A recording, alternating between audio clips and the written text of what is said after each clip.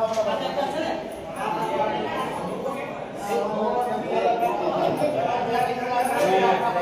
નામ નરેશભાઈ બચુભાઈ સોલંકી છે.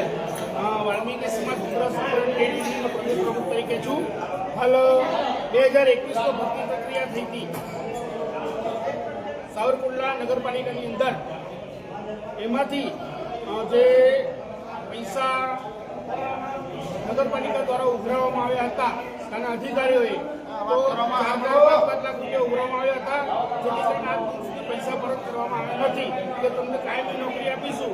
એ રીતે આ એક વાલ્મીકી સમાજ એક નાનકડો વર્ગનો કર્મચારી હતા અને એ લોકો બિચારા તદ્દન હંગામી તરીકે કામગીરી કરતા હતા.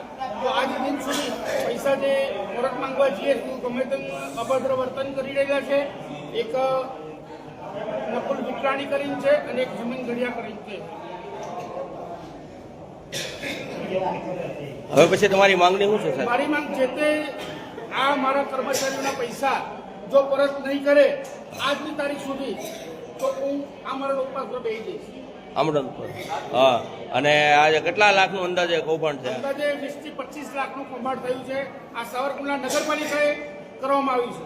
અને ચૂંટાયેલા પ્રતિનિધિના પતિ દ્વારા આ કામ કરવામાં આવ્યું હતું. એ અને નકુલ વિકરાણી મિની ભગતના કારણે આ મોસ્ટ મોટો કૌભાંડ કરવામાં આવ્યો હતો.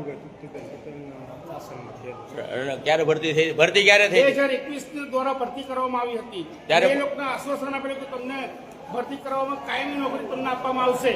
ત્યારે તમે એક વ્યક્તિગત તરીકે 4 થી 5 લાખ રૂપિયા આપો અમને એટલે અમે તમને કાયમી નોકરી આપીશું. અને ત્યારે શાસન કોનું હતું? ભાજપ સરકારનું શાસન હતું. પણ ત્યારે પ્રમુખ હતા તત્કાલીન રાજુભાઈ દોશીના પત્ની તૃપ્તિબેન દોશી. અને અત્યારે એના દ્વારા કરવામાં આવેલું. અને આમાંથી કોઈ વ્યક્તિ એવી છે કે એના પૈસા દીધા હોય એવા કોણ છે આમાંથી? હા, એમ નહીં. એટલે ઉભા થાવ, તમારું નામ બોલો. કોને પૈસા આપ્યા એ ભાઈ નામ બોલો તમારે, જેને કોઈ લેવાના હોય. હા, અંદર ગયા. હા, મૂળ 8 જણના પૈસા હતા, એમાંથી 3 જણને પરત કરેલા છે અને એના વિડીયો પુરાવા અમારી સાથે છે. હા. અને જો આનું થાય તો આજે બપોર સુધીમાં એની FIR દાખલ કરવામાં આવશે સાવરકુંડલા પોલીસ સ્ટેશનની અંદર.